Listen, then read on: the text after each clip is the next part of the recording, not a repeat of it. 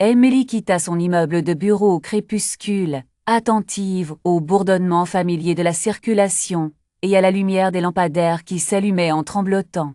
En s'approchant de l'entrée du métro, elle consulta son téléphone et remarqua que l'heure n'avait pas changé depuis qu'elle l'avait regardé à l'étage. Croisant d'autres voyageurs, elle tenta de se débarrasser de cette impression étrange que le monde autour d'elle était plus silencieux que d'habitude. En descendant les marches, Emily sentit un frisson dans l'air et les bruits de la ville se firent étouffer. La station était vide, à l'exception de Nomassi, immobile, sur un banc, fixant droit devant lui sans aucune expression. Elle leva les yeux vers l'horloge suspendue, qui affichait la même heure que son téléphone, l'aiguille des secondes figée. Emily essaya de remonter à la surface, mais les escaliers la ramenaient toujours sur le quai, quel que soit le chemin emprunté. Elle tenta d'appeler, mais sa voix sonnait creuse, avalée par l'air stagnant.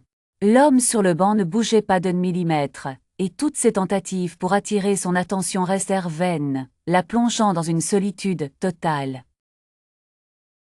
En faisant le tour du quai, elle remarqua une petite porte de service entr'ouverte. À l'intérieur, elle découvrit un mur recouvert de coupures de journaux, toutes datées du jour même, la même année. Au centre, une photo d'elle, prise à peine quelques minutes plus tôt alors qu'elle se tenait près du bord du quai. Soudain, des pas résonnèrent derrière elle, et elle vit l'homme immobile debout dans l'embrasure, visage vide, regard absent. Emily recula dans la pièce alors que la porte se refermait d'elle-même, l'enfermant dans l'obscurité. L'air se fit oppressant, et l'écran de son téléphone brillait d'un horaire figé, inaltérable.